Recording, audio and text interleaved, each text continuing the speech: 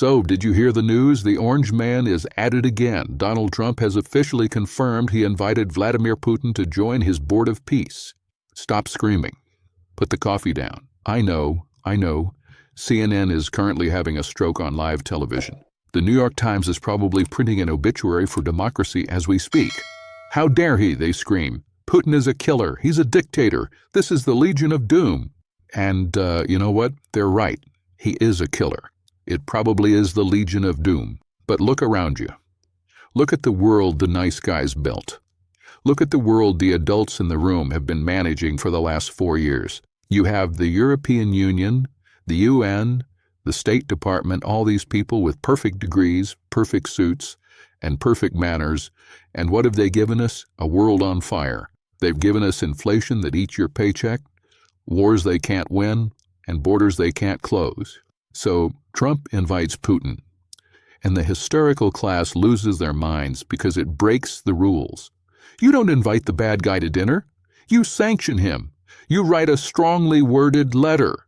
You hold a summit in Geneva and take photos.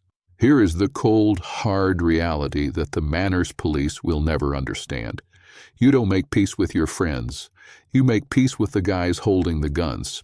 And right now, the Board of Peace sounds a hell of a lot more effective than the board of incompetent bureaucrats we've been suffering under. Because at least the mobsters know how to make a decision.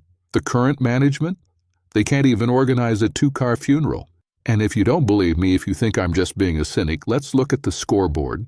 Let's look at what the rules-based international order actually looks like on the ground today.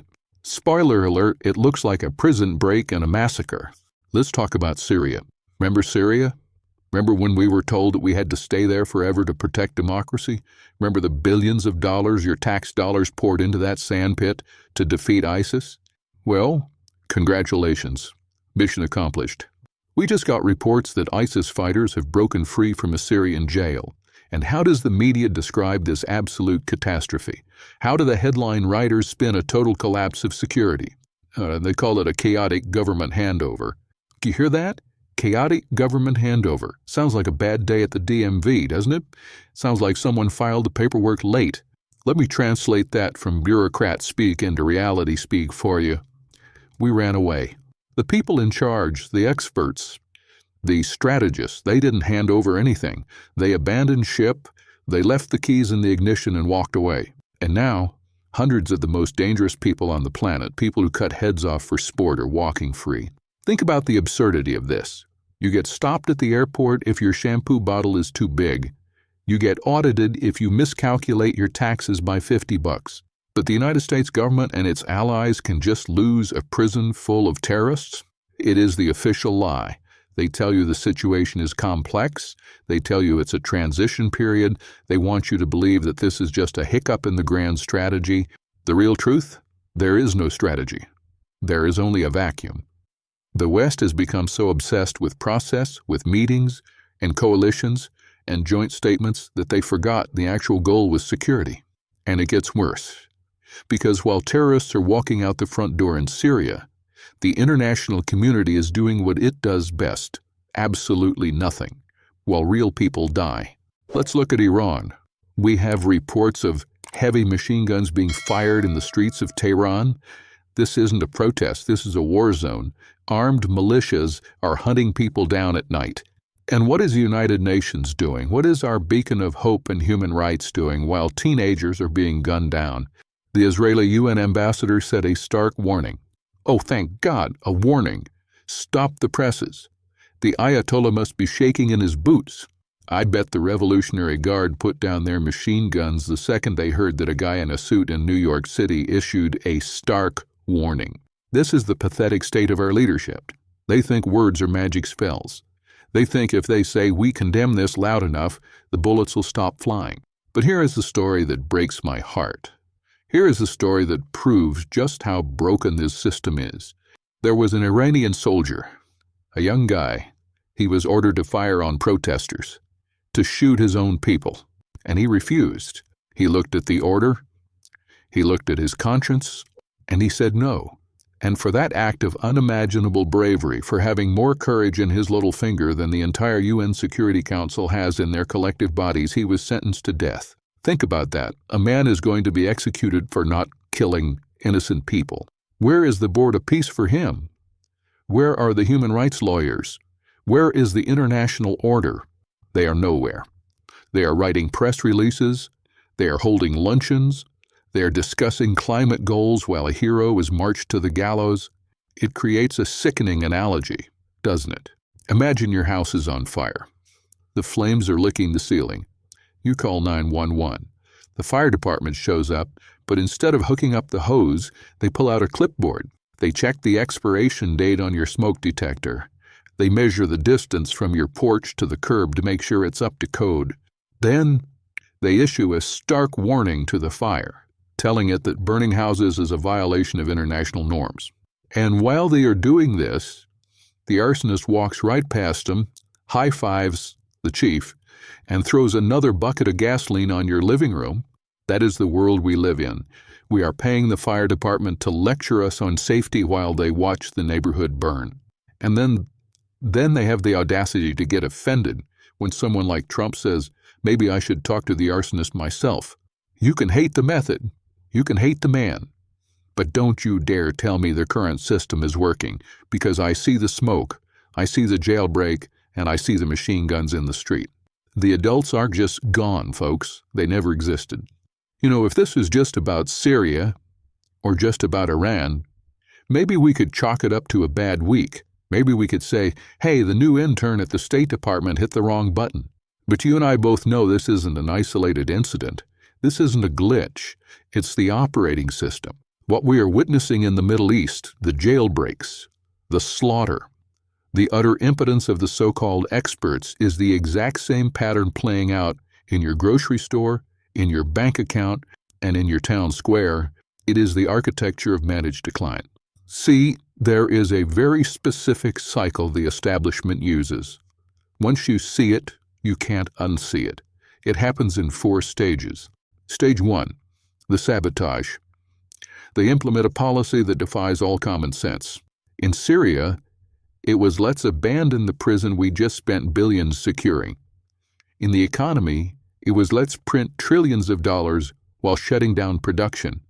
In your city, it's let's defund the police and decriminalize theft. Stage 2, the explosion.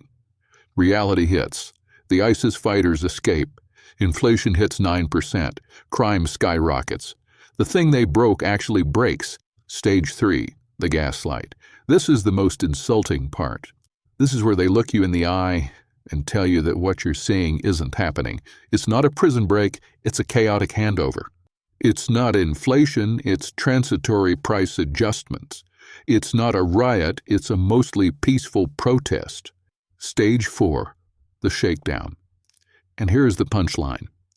After breaking the system, denying it's broken, and calling you a conspiracy theorist for noticing, they demand more power and more money to fix the mess they created.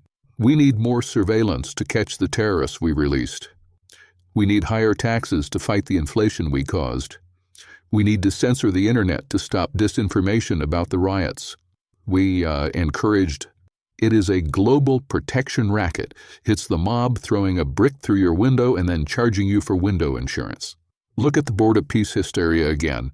Why are they so terrified of Trump talking to Putin? Why are they so terrified of a disruption? Because their entire business model relies on perpetual crisis. If there is peace, you don't need a bloated UN budget. If the economy is strong, you don't need emergency Federal Reserve powers. If the border is secure, you don't need a massive NGO industrial complex to manage the migrants. They need the chaos. The chaos is the point. This isn't new. We've seen this movie before. Look at the 2008 financial crash. The experts, the smartest guys in the room, the ones with the Ivy League degrees, gambled away the global economy on subprime mortgages. They built a house of cards, lit a match, and watched it burn. And what happened? Did they go to jail? Did they lose their jobs? No.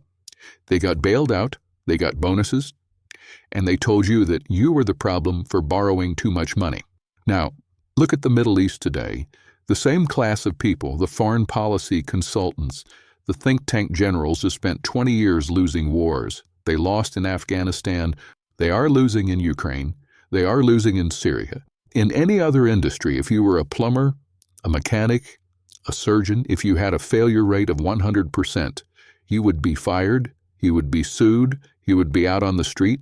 But in the rules-based international order, failure is just a line item in the budget.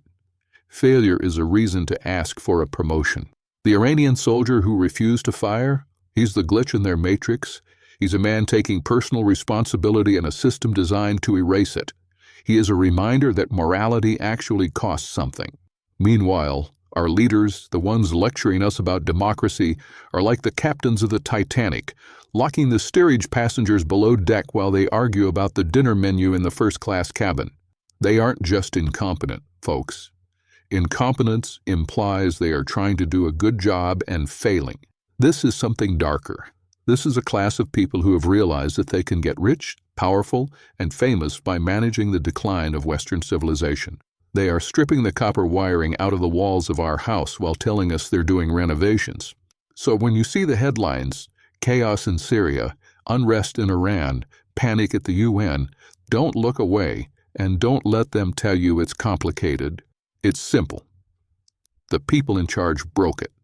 They know they broke it, and they hate you because you noticed.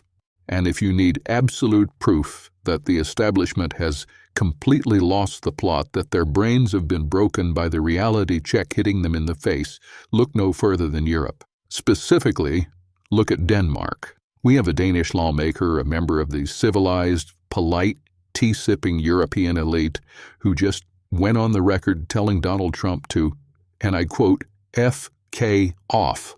Let that sink in. For 8 years, we have been told that Trump is the vulgar one. We were told he's the brute. We were told he damages the dignity of international relations because he tweets in all caps. But the moment he brings up a strategic idea, they don't like buying Greenland, Damask slips. The diplomats turn into drunk soccer hooligans. Why are they so angry? Why the profanity? Because Trump treats the world like what it actually is. Real estate, resources, leverage. He looks at Greenland and sees strategic minerals and defense positioning.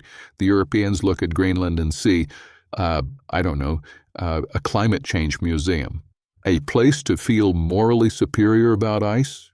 They are angry because they are the rental property managers and the developer just walked in and asked how much the building costs. They realize they don't actually own anything. They just manage the decline. It connects right back to this board of peace hysteria. When Trump talks to Putin or looks at Greenland, the globalist class screams profanities because they are impotent. They have no power left. All they have is their norms and their manners. And when those don't work, when the bad guys don't care about their norms and the disruptors don't care about their manners, they have a tantrums. They are children, unserious, petulant children playing dress-up in parliament buildings, and they are terrified because the babysitter just quit. So here is the warning. You need to stop waiting for the adults to come back and fix this. You need to stop waiting for the United Nations or the international community or the rules-based order to save the day. Those things are dead. They died in a Syrian jail cell. They died on the streets of Tehran. They died the moment a European diplomat started screaming obscenities because he lost control. We are entering a new era.